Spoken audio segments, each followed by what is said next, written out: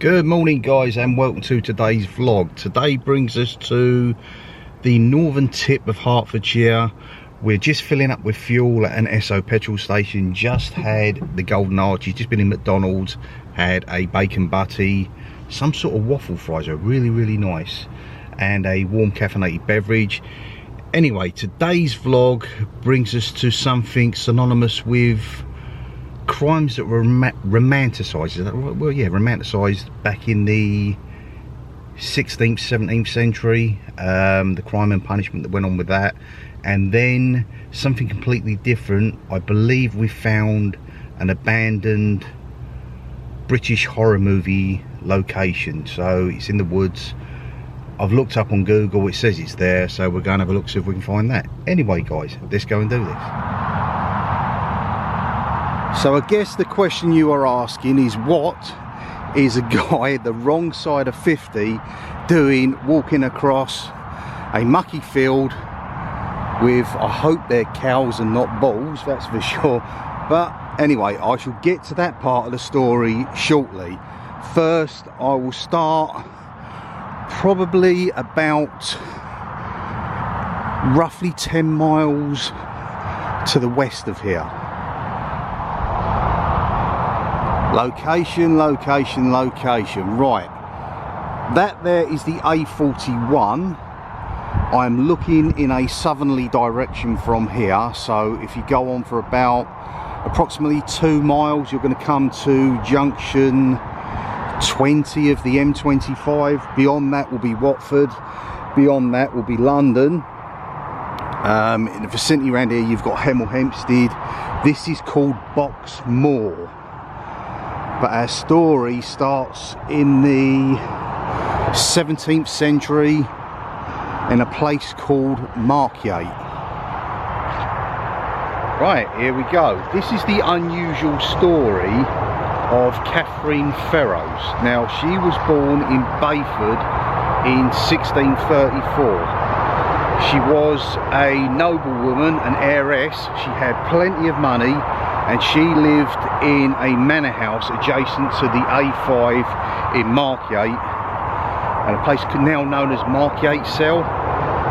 Now, she had all the worldly goods. I don't know whether it was left to her, etc., by a husband that she was widowed by, but she had quite a curious hobby. Now, for someone who had plenty of money, you didn't need to go out and obtain worldly goods any other means, but she did, because she had a secret life that during the evening hours, sometimes early morning, she would dress up as a man. This isn't anything to do with cross-dressing, etc. She would dress up as a man, but the type of man she would dress up is a highwayman.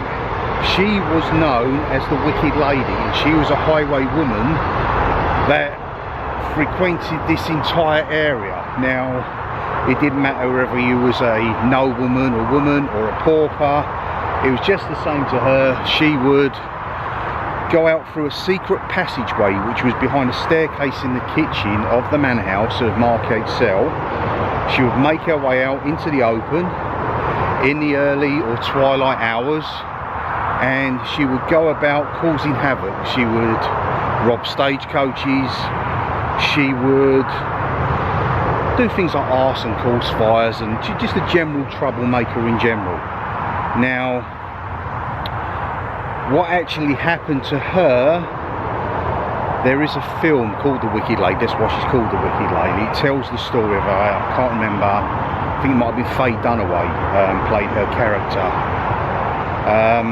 But I don't believe she herself ever killed anyone, but one night or one afternoon, whilst going about causing her dastardly deeds, she encountered someone who happened to have a firearm. Now, to protect themselves and their goods, they fired a shot, and she was mortally wounded, but she got away from that spot and tried to make it back to her manor house and the secret passageway that she had to Markyate Cell, and unfortunately she succumbed to her injuries and passed away there. I believe her body was found some weeks later. I don't know who by, but that is as the story goes, and it is actually factual. There are pubs in the area called the Wicked Lady. There is actually a road called Ferrers Lane which is named after her, and I believe she is now laid to rest in a place called St Mary's Church in the town of Ware in Hertfordshire. If you went there, that is where you'll see, I think there's possibly a plinth more than a grave nowadays, and that all happened in 1660. So from there and to why we are standing in a mucky field or walking around, because I've got to go back through a gate to get to where I was. I've seen the location, I've seen that it's secure, but it is surrounded by some rather large, hopefully cows and not bulls. This is the story of Robert Snooks. Now, Robert Snooks was not born Robert Snooks. I think his name was James Snook when he was born, and I believe he got the name of Robert to come with a sort of loosely what he was doing. He was a robber, he was a highwayman, and I believe in this area, which is called Boxmoor, adjacent to Hemel Hempstead, he was arrested for the crime of being a highwayman, caught in the act, so to speak. He had robbed a local postmaster and a postboy. I believe they had bags of gold coins, etc. And he was arrested, tried, and brought back to this spot, and he was hung. Some people believe he was hung, drawn and quartered, but I don't believe they went to that extent. That was more to do with your traitors, people against the state, the government, etc. Noblemen got that sort of thing done to them, from the likes of the civil wars, etc. But he himself, I don't believe it was from an old tree. I believe they set up a gallows, and thousands of people come to this moor here, and they watch the, I guess you could say, unfortunate Snooks hung up and strung up by his neck until he was dead. And what I have found, a lot of the ways I do these things is looking at Google, come up with ideas for doing YouTube vlogs, etc. What I have found is his grave. It's in the, well, it's in this vicinity, and it's got a marking, it's got a plaque, etc., and a little concrete plinth to turn around and say just that. So we'll go and have a look at that and try not to get eaten or attacked by crazy cows or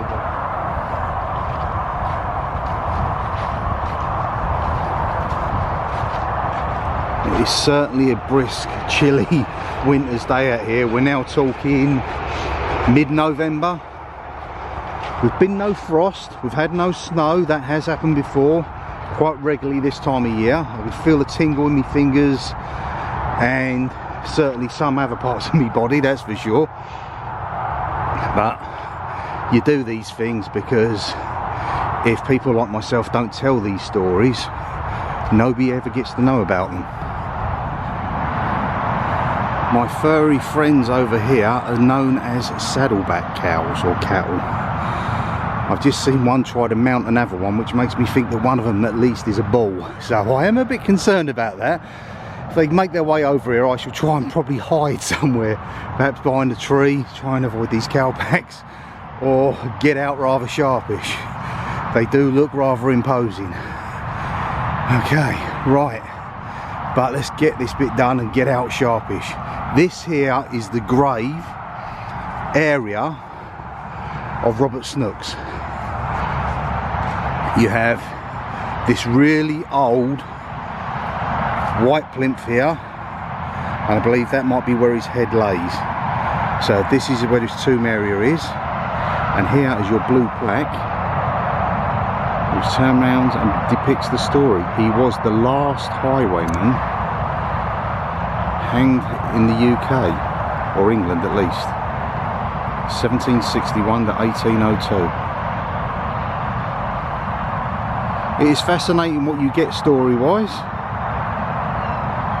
I thought I'd bring that to you guys. And now we're going on to something completely different.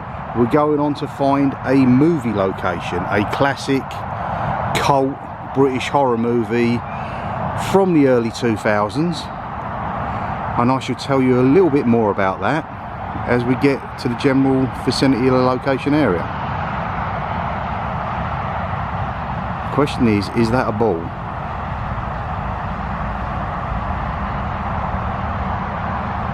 There you go, nature at its finest.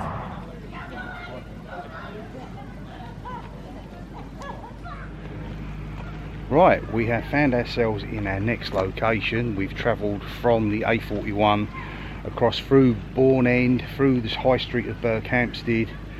We cut off through the back roads, found the Ashridge estate, which is where we are now, and we're about to go on a little trail and try and find this infamous movie location that is believed to be still there, abandoned in the woods for a good nearly 2-3 decades, but it's been there a heck of a long time before that, because it was a hunting lodge and then it became a shooting lodge before it burnt down and was rebuilt in 1989.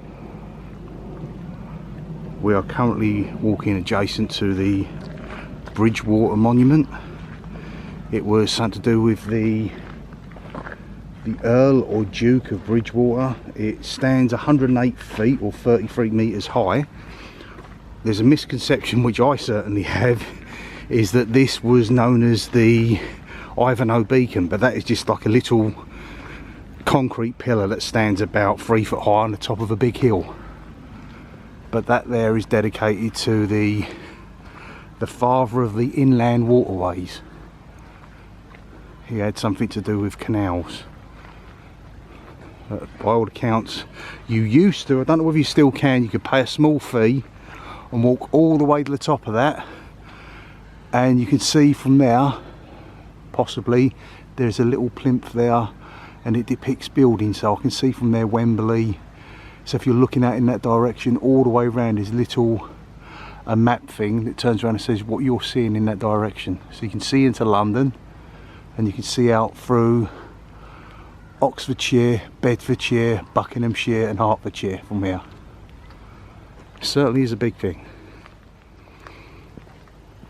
The Ashridge estate, which we're currently walking through in the wooded area, this is synonymous with a lot of your big feature movies throughout the decades because of its proximity to Pinewood Studios, which is probably about between 10-15 miles further southwest of here.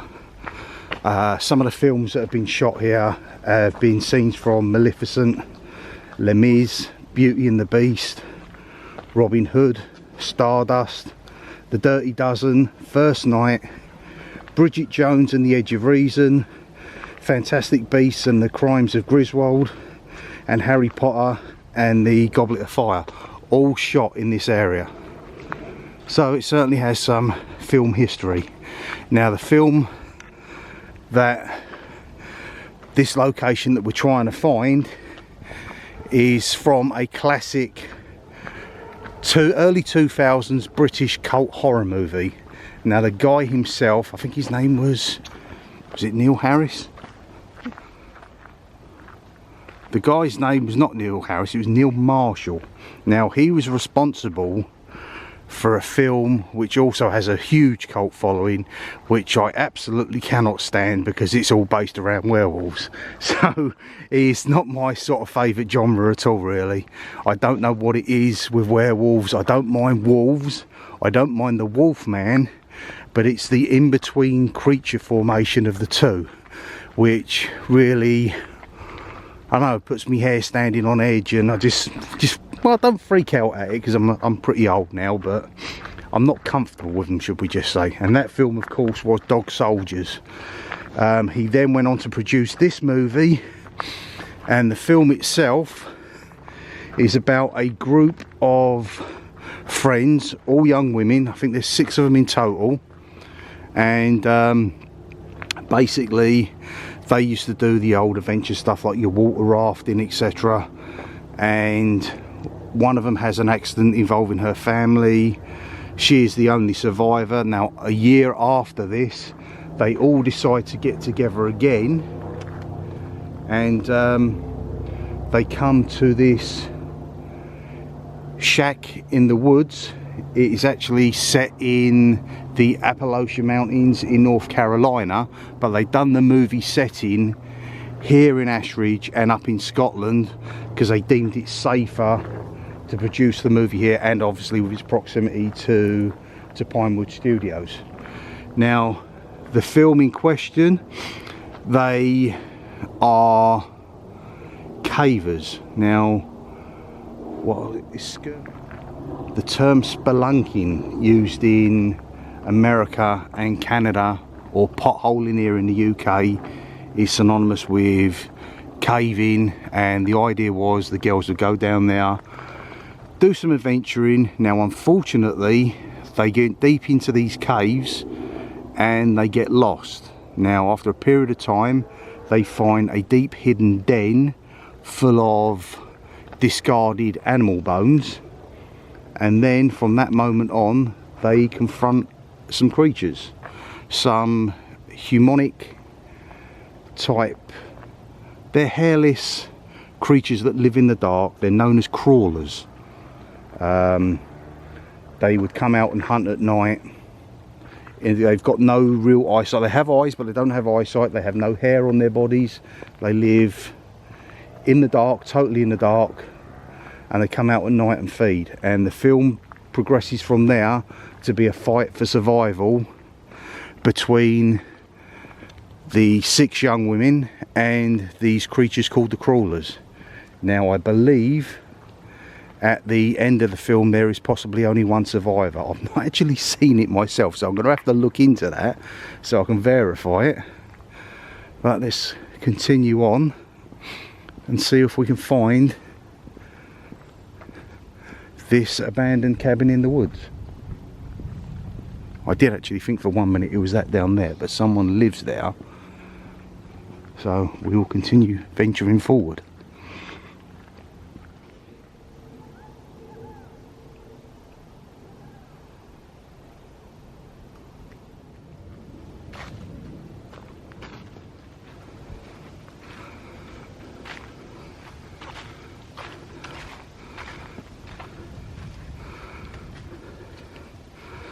Imagine doing this at night or in the fog. So add to the eeriness of it.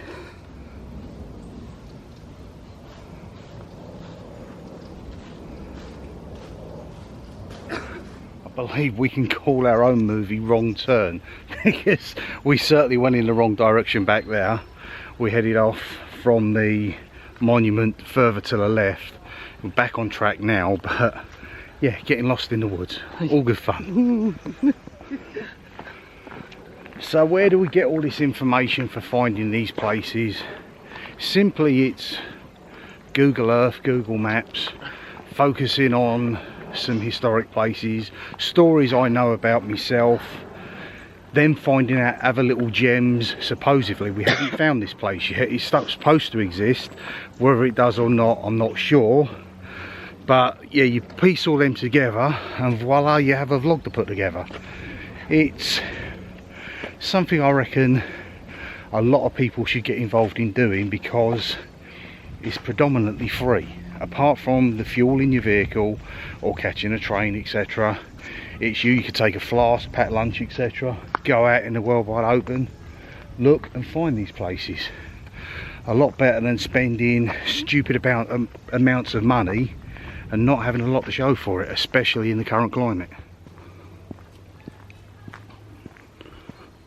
I'd imagine at some point this would have been either a natural brook or stream that run through, dried up for many a year.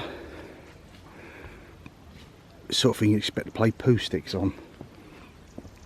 But yeah, pretty cool. So, it's true. It does exist. This is your abandoned log cabin in the woods from the movie The Descent. They said it's an old hunting shooting lodge, which got remodelled after a fire in 1989, and this was used as your film set. The girls would meet up here, have their party, their fun the night before, and then go off into the cave system. Wow.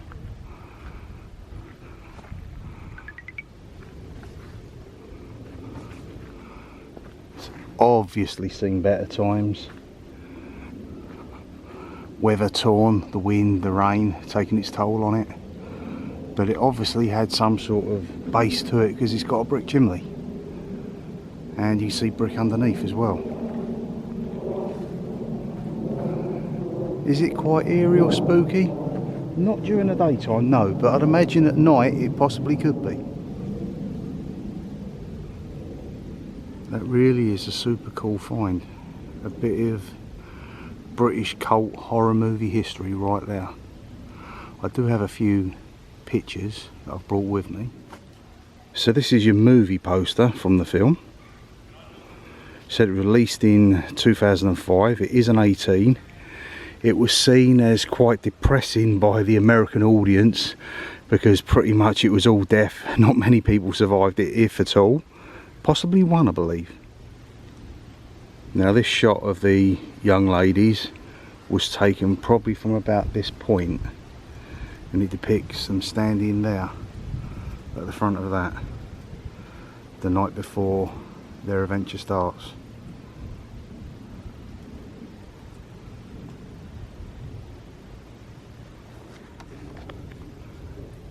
And of course we have nothing without our creatures, our so-called stars of the film, which are your crawlers, which look like this. So they're a humanoid character, no hair on them, they lived in the dark, they have eyes although they had very, very poor vision, and razor-like, sort of sharkish even teeth, which they would devour their prey, in this instance being the young ladies. A real battle of survival. I would certainly imagine that this have some sort of listing status to it, what with it being barriered totally off on the outside so you can't gain real access to it. I dare say eventually it will fall in on itself, and then perhaps they might look at clearing it, I don't know, maybe rebuilding something. That certainly hasn't been rebuilt itself since the late 80s, but it truly is a great find. To find something, a piece of movie history, abandoned in the woods, so you're getting a bit of everything. You know, obviously there's not so much an urbex because I can't actually get inside it, but all the same it is really fascinating just to come across something like this. Anyway guys, I hope you've enjoyed it.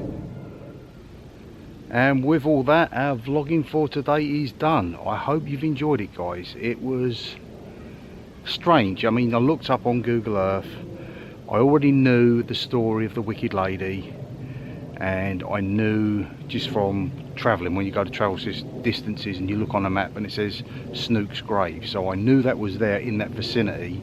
Didn't know the actual location till I crossed the field with the cows and found it, but that was a good start.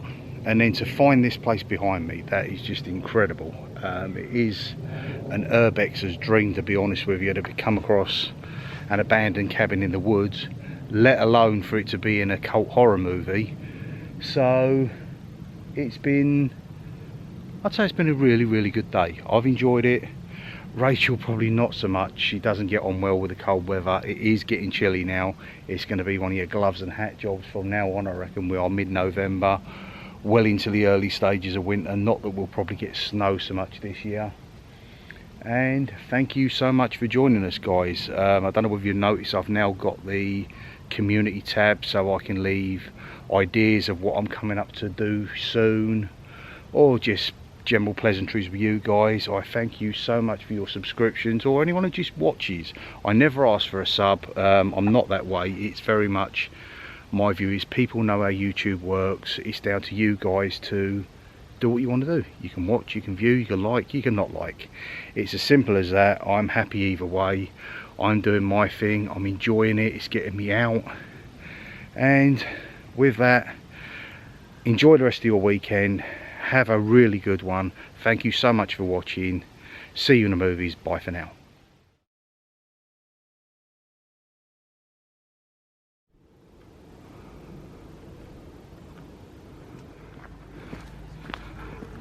If you are visiting the Ashridge estate, to have a walk around like we did, there are toilet facilities. There is a little store selling some goods from probably the estate and local merchandisers. You have, I don't know if that's a restaurant or so much, but there's certainly a cafeteria over there. Also to my left there is a barista style coffee van and an ice cream van, so it does have facilities here that you might need.